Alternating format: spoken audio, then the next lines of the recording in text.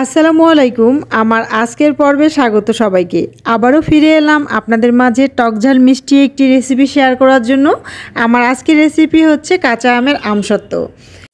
কাঁচা আমের আমসত্ত্ব বানাতে প্রথমেই লাগছে কাঁচা আম। আমি এখানে 3টি মল্লিকা কাঁচা আম নিয়েছি। আমগুলো বড় বড় সাইজের। একটি পিলারের সাহায্যে ভালো করে চোচলাটা ছিলে নিতে হবে। এই তো আমার আমগুলোর চোচলা ভালো করে ছিলে নেওয়া হয়ে গেল এবং ওই পিলারটি দিয়েই আমি কাঁচা আমটাকে কেটে পাতলা পাতলা করে কেটে নিচ্ছি। আপনারা চাইলে যে কোনো শেপে কেটে নিতে পারেন। আমি মনে করেছি এভাবে কাটলে আমার দ্রুত সিদ্ধ হবে, তাই নিয়েছি। নিয়ে একটি কড়াইতে দিলাম, দিয়ে পরিমাণ মতো পানি দিয়ে দিলাম। আমটি কিন্তু আমি পরিষ্কার করে ধুয়ে নিয়েছিলাম। পরিমাণ মতো পানি দেওয়ার পর চুলাটা জ্বালিয়ে আমি এই আমটাকে ঢেকে দিলাম ঢাকনার সাহায্যে, যেন দ্রুত সিদ্ধ হয়ে যায়। তো এই তো কিছুক্ষণের মধ্যে আমার আমটি ভালোভাবে সিদ্ধ হয়ে গেছে। দেখুন, এই রকম যখন সিদ্ধ হয়ে যাবে, একদম নরম হয়ে যাবে, সেই পর্যায়ে আপনারা এই চুলাটাকে বন্ধ করে দিয়ে আমটা নামিয়ে নেবেন। এবং আমি একটি বাটির মধ্যে একটি ছাঁকনি নিয়েছি স্টিলের, নিয়ে এই আমটাকে একটি ডাবু হাতা দিয়ে ঘুরিয়ে ঘুরিয়ে এই যে আমের যে পিউরিটা সেটা বের করে নিচ্ছি। এই যে কত সুন্দর একটা আমের পিউরি বের হয়ে গেছে। এবারে চুলোয় একটি প্যান বসিয়ে দিয়েছি। প্যান বসিয়ে দিয়ে এই যে আমের পিউরিটা ঢেলে দিলাম। আর আমটা যথেষ্ট টক ছিল, তো এর মধ্যে দিয়ে দিতে হবে স্বাদমতো চিনি। তো আমি স্বাদমতো চিনি দিয়ে দিলাম। মশলার মধ্যে রয়েছে এই যে একটা গুঁড়া মশলা দিচ্ছি, এখানে শুকনো মরিচ, ধনিয়া, পাঁচফোড়ন ও জিরা আমি একসাথে টেলে গুঁড়ো করে নিয়েছিলাম, সেটা আমি 1 টেবিল চামচ পরিমাণে দিলাম। আর সামান্য পরিমাণে চিলি ফ্লেক্স দিয়ে দিচ্ছি, এটা দেখতে অনেকটা সুন্দর লাগবে এবং একটা ঝাল ঝাল হবে। দিয়ে দিচ্ছি পরিমাণ মতো বিট লবণ। আমি অবশ্য পরবর্তীতে আরও সামান্য একটু বিট লবণ দিয়েছিলাম। একটু টেস্ট করে দেখে বুঝে নিতে হবে যে কোনটা কতটুকু আসলে লাগতে পারে। তো এইভাবে নাড়াচাড়া করে আমি এটাকে ভালোভাবে রান্না করে নিচ্ছি। আমসত্ত্বটা ভালো হওয়ার জন্য পিউরিটাকে ভালো করে কুক করে নিতে হবে। দেখুন কত সুন্দর আঠালো হয়ে গেছে। এই পর্যায়ে আমি এখানে গ্রিন ফুড কালার দিয়ে দিচ্ছি। আপনারা এটা অপশনাল, আপনারা চাইলে দিতেও পারেন, নাও দিতে পারেন, এমনিতেই কালারটা ভালো আসে।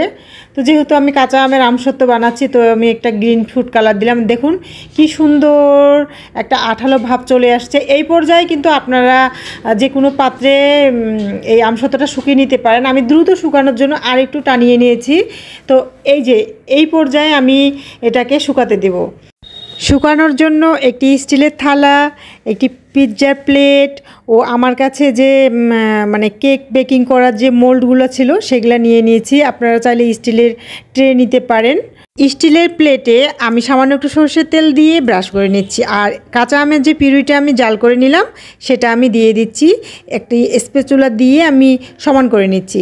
যদি একটু পাতলা করা হতো তাহলে কিন্তু এত ঝামেলা করতে হতো না, একদম আলতো একটু গড়িয়ে নিলেই হয়ে যায়। তো আমি যেহেতু দ্রুত শুকাবো তাই আমি একটু ঘন করে নিয়েছি।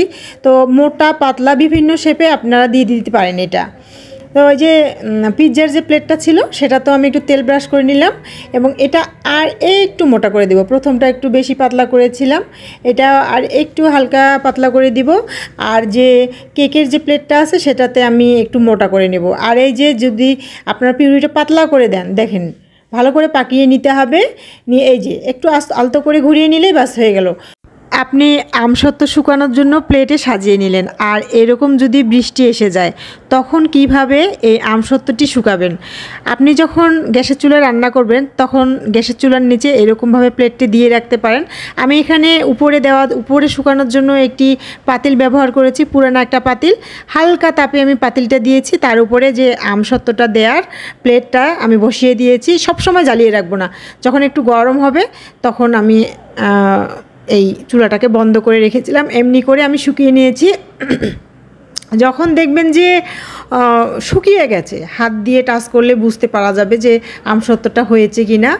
সাইডে কোনো কিছু দিয়ে একটু আলগা করে নিতে হবে সাইডগুলোতে। খুবই সহজে হয়ে গেল আপনার গ্যাসের চুলায় আপনার আমসত্ত্ব। এটা অনেকটা পাতলা হয়েছে, আমি এটা পাতলা করে দিয়েছিলাম।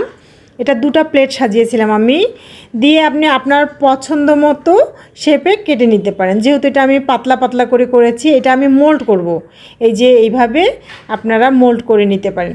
তো আমি যে প্লেটগুলো আরও সাজিয়েছিলাম সেগুলো আমি রোদে শুকাচ্ছি। দেখুন কত সুন্দর কড়া রোদ। এই রোদে আমি 2 থেকে আড়াই দিন শুকিয়েছি। তো প্রথম দিনেই কি হয়েছিল, আমি ছাদে শুকাতে দিয়েছিলাম এবং পাখি আক্রমণ করেছিল আমার একটা প্লেটে। তাই আমি করলাম কি, ওড়না দিয়ে, একটি পাতলা ওড়না দিয়ে ঢেকে দিলাম, যদি কোনো প্রকারের ধুলোবালি কিংবা পাখি এটাতে আক্রমণ করতে পারে না। আড়াই দিন পর 2 দিন আর 1 দিনের অর্ধেকটা সময় লেগেছিল। তো আমার আমসত্ত্বগুলো শুকিয়ে গেছে। সাইডে হাত দিতেই এগুলো আসলে উঠে আসতেছিল। তখন আমি বুঝে ফেলছি যে আমার আমসত্ত্বগুলো হয়ে গেছে। এই যে কেকের মোল্ডে যেটা দিয়েছিলাম, তো আলতো করে কোনো কিছু সাহায্যে, ছুরির সাহায্যে আমি আস্তে করে একটু উঠিয়ে নিচ্ছি। দেখুন খুবই সুন্দরভাবে উঠে আসছে। এটা উঠে আসছে এই জন্য যে আমি নিচে কিন্তু তেল মাখিয়ে দিয়েছিলাম। তো এই তো এটা একটু একটু মোটা হয়েছে। তো এটা আমি তুলে নিলাম। এবারে আমি পিৎজার প্লেটে যেটা দিয়েছিলাম সেটা তুলে নিচ্ছি, চাকুর সাহায্যে সাইডটা একটু উঠিয়ে নিচ্ছি। তো এটা একটু পাতলা করেছিলাম। তো আমার কাছে যেটা মনে হয়েছে, তো রোদে শুকানোটাই সবথেকে বেস্ট। গ্যাসে বেশি বেশি প্লেট কিন্তু শুকানো যায় না।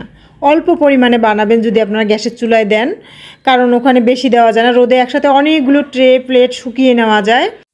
এই তো খুব সহজেই তৈরি হয়ে গেল কাঁচা আমের আমসত্ত্ব, এবং এটি ভীষণ মজার ছিল। আর আপনি যদি দোকানের মতো করে তৈরি করতে চান, তাহলে শুধু চিনি আর সামান্য একটু বিট লবণ প্লাস করলেই হয়ে যাবে। এত মশলা দেওয়ার প্রয়োজন নাই, দোকানে আসলে এভাবে তৈরি করে থাকে। সবথেকে বড় কথা নিজের হাতে তৈরি করা। তো আজ এ পর্যন্তই। ভিডিও ভালো লাগলে চ্যানেলটিকে সাবস্ক্রাইব করুন, লাইক করুন, কমেন্ট করুন, আপনজনদের মাঝে শেয়ার করুন। ভালো থাকবেন সবাই। আল্লাহ হাফেজ।